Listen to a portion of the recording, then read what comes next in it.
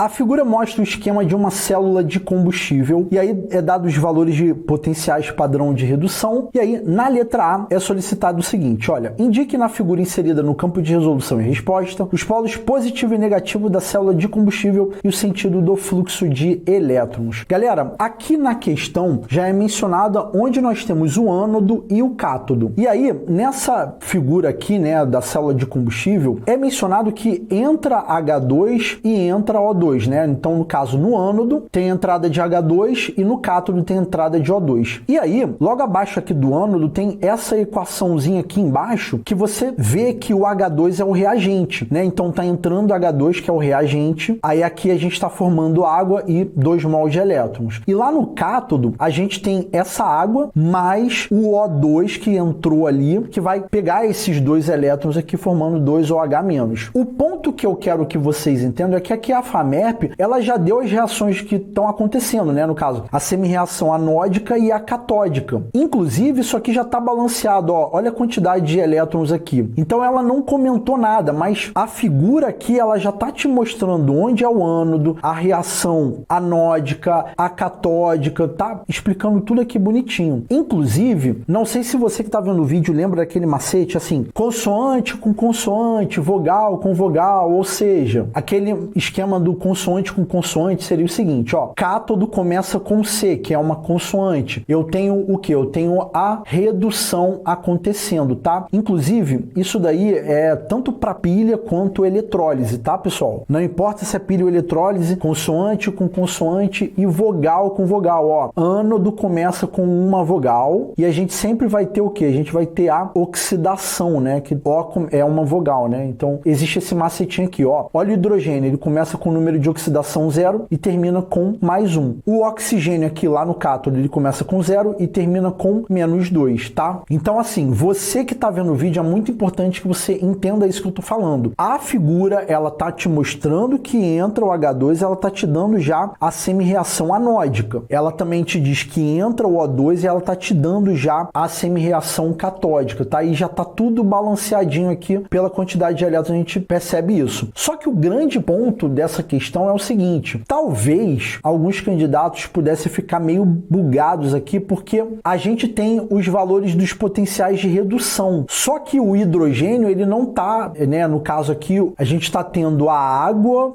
entre aspas, catando 2 elétrons para produzir hidrogênio. Só que essa reação aqui, não sei se vocês já sacaram que eu vou ter que inverter ela, tá? Então essa reação eu preciso inverter para bater conforme essa daqui. A outra eu mantenho que já está conforme o que está rolando aqui. Aí você que está vendo o vídeo talvez está pensando assim, ah, Marcelão, mas aqui, ó, é água e O2, aqui é O2 e água. Isso aqui não muda nada, tá, gente? Então aqui, ó, a gente vai ter que manter. Então assim, sem querer atropelar a parada, essa parte de inverter e manter aqui a gente não vai usar agora, a gente vai usar para B. Vamos primeiro resolver a letra A, ó. Indique na figura inserida no campo de resolução e respostas os polos positivo e negativo da célula de combustível. Então olha só, quando a gente está trabalhando com uma pilha, né, o que a gente tem? A gente tem que o ânodo é o nosso polo negativo, né? É ali que vão surgir os elétrons. E o cátodo vai ser o polo positivo. Então vamos anotar aqui, ó. Eu peguei só um pedacinho lá do campo de resolução e resposta, ó. Então aqui você ia indicar que o ânodo, você ia escrever lá, ó, polo negativo. Então no ânodo surgem os elétrons, então é o polo negativo. E aqui no cátodo a gente teria o polo positivo. E o fluxo de elétrons? Galera, o fluxo de elétrons na pilha é o quê? É justamente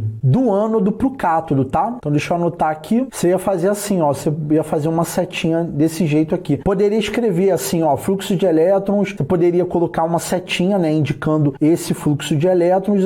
Você até poderia anotar assim, tipo, ó, do ânodo para o cátodo, tá? E aí era só deixar organizadinho lá. Como eu disse para vocês, essa figura aqui é o que tá lá no campo de resolução e resposta. É só botar uma caligrafia bonitinha e tal, mas a dinâmica é essa, tá? Bom, e na letra B ele quer a equação global da reação que ocorre nessa célula. Vamos fazer isso primeiro. Então lembra que a gente falou que vai ter que inverter, porque ó, essa é a reação que acontece, mas essa aqui tá invertida. Então inverteu a primeira e manteve a segunda, ó. Os elétrons já estão balanceados, então não precisa mexer nada. Então vamos lá, ó. Inverte a primeira. Então a gente tem, ó, H2 gasoso mais 2 mols de OH- aquoso, equilíbrio, 2H2O líquido mais 2 mols de elétrons. Aí a outra a gente mantém, que é o quê? Meio HO2, aí tanto faz, gente, se, tipo assim, você vai botar água primeiro, tanto faz aqui, não vai mudar nada. Então vamos lá, mais H2O líquido, mais 2 mols de elétrons, equilíbrio, 2OH menos aquoso. Então vamos cancelar o que está repetindo, ó, 2OH menos do lado esquerdo, 2OH menos do lado direito, cancela. 2 mols de elétrons, né, que é o primeiro que a gente começa, tá, gente? A gente sempre começa pelo elétron para ver se vai precisar balancear ou não. Mas como eu disse para vocês, como já estava certinho aqui, eu tô cancelando direto, ó. Do lado direito aqui eu tenho 2 mols de água e do lado esquerdo eu tenho 1. Então eu vou cancelar esse coeficiente aqui com a água e aí vai ficar uma água apenas. Então vamos lá. Como que seria a reação global aqui? A gente teria, ó, H2 gasoso mais meio O2 gasoso vai produzir H2O líquido, beleza? Então fechamos aqui a reação global, né? Lembrando, sempre organizando bonitinho, pá. Aqui no vídeo a gente está querendo mostrar para você como é que é a construção do raciocínio e, claro, para que você entenda o porquê da resposta. Agora, a questão do cálculo da tensão elétrica, né? Então a gente vai fazer o cálculo da famosa diferença de potencial. Então a diferença de potencial é igual ao potencial padrão de redução do cátodo menos o potencial padrão de redução do ânodo, né? Essa formulazinha, ela pode ser escrita de outro jeito aqui, que é diferença de potencial é igual ao potencial padrão de redução do cátodo mais o potencial padrão de oxidação do ânodo, né? Tem esses dois jeitos que a gente calcula, mas que no final dá no mesmo, tá, pessoal? É porque tem literaturas diferentes que colocam